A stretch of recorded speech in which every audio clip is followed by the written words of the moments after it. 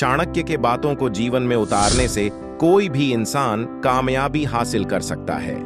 आचार्य चाणक्य ने एक ग्रंथ की रचना की जिसे हम चाणक्य नीति के नाम से जानते हैं, और उन्होंने इस ग्रंथ में बताया है कि घर के मुखिया में ये 5 गुण जरूर होने चाहिए।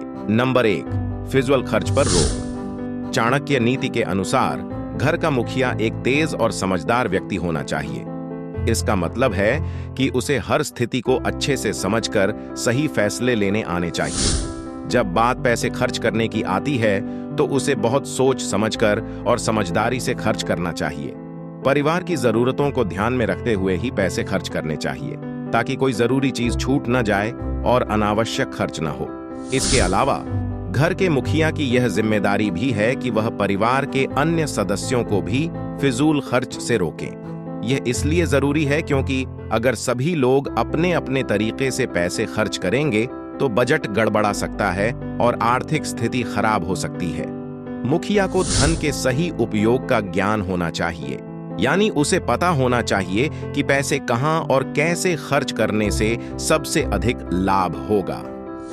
जब पैसा सही तरीके से उपयोग होता है तो इससे परिवार की आर्थिक स्थिति मजबूत होती है और तरक्की के योग्य बनते हैं। साथ ही भविष्य के लिए भी बचत होती है जो आने वाले कठिन समय में काम आती है। नंबर 2, कान का कच्चा न हो। चाणक्य नीति के अनुसार घर के मुखिया को हमेशा चौकन्ना और सतर्क रहना चाहिए। इसका मतलब है कि उसे सभी की बातों पर तुरंत भरोसा नहीं करना चाहिए। कई बार लोग झूठ बोलते हैं या गलत जानकारी देते हैं, इसलिए मुखिया को अपनी आंखों से देखी और सच्ची बातों पर ही विश्वास करना चाहिए। यह जरूरी है कि वह सबको सुने और समझे, तभी रिश्तों में मजबूती आएगी। जब भी कोई विवाद या झगड़ा हो तो उसे दोनों पक्षों की बातें ध्यान से सुननी चाहिए और फिर सोच समझकर कोई फैसला लेना चाहिए। इससे न केवल झगड़ा सही तरीके से सुलझेगा बल्कि सभी का विश्वास भी बना रहेगा।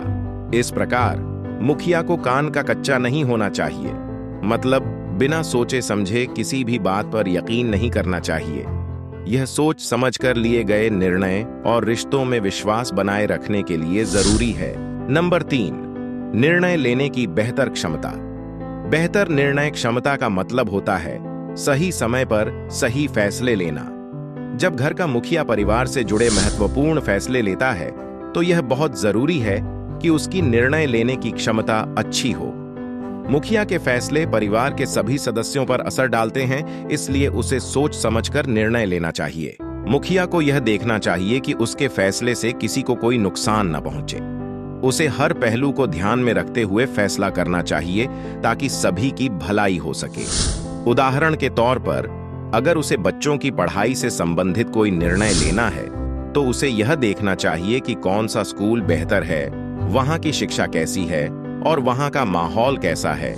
इसी तरह घर के बजट, स्वास्थ्य और अन्य जरूरी चीजों के फैसले लेते समय भी उसे सावधानी बरतनी चाहिए। मुखिया के फैसले परिवार के खुशहाल और सुरक्षित जीवन के लिए बहुत महत्वपूर्ण होते हैं, इसलिए उसकी निर्णय लेने की क्षमता जितनी बेहतर होगी, परिवार का जीवन उतना ही सुखद और संतुलित रहेगा। मुखिया को हमेशा यह ध्यान रखना चाहिए कि उसके फैसलों से किसी को कोई परेशानी न हो और सभी की जरूरतें पूरी हो सकें। ऐसे निर्णय लेना जो परिवार के सभी सदस्यों के लिए लाभकारी हों, एक अच्छे मुखिया की पहचान होती है। नंबर 4, अनुशासन। अनुशासन का हमारे जीवन में बहुत महत्वपूर्ण स्थान है। जब हम किसी भी कार्य को अनुशासन के साथ करते हैं तो उसकी सफलता की संभावना काफी बढ़ जाती है। अनुशासन हमें एक निश्चित दिशा में काम करने के लिए प्रेरित करता है और हमारी मेहनत को सही दिशा में ले जाता है। इसलिए घर के मुखिया का यह कर्तव्य बनता है कि वह अपने परिवार में अनुशासन को बनाए रखे। जब परिवार के सभी सदस्य अनुशासन में रहेंगे तो वे अपने जीवन में भी सफल हो पाएंगे। अनुशासन से जीवन में एक प्रकार की नियमितता और स्थिरता आती है, जिससे हर व्यक्ति अपने लक्ष्य को प्राप्त करने में सक्षम हो जाता है। इस प्रकार अनुशासन न केवल व्यक्तिगत विकास के लिए बल्कि पूरे परिवार की तरक्की के लिए भी जरूरी है। नंबर 5, किसी से भी न करें भेदभाव। घर का मुखिया एक ऐसा सदस्य होता है जो सभी की परेशानियों का हल करता है। ऐसे में कभी भी मुखिया को भेदभाव नहीं करना चाहिए। सभी के लिए समान नियम कानून का निर्माण करना चाहिए। इन नियमों को अपनाकर एक समझदार मुखिया न केवल वर्तमान में परिवार की जरूरतों का ध्यान रखता है, बल्कि भविष्य के लिए भी सुरक्षित और समृद्ध जीवन की योजना बनाता है।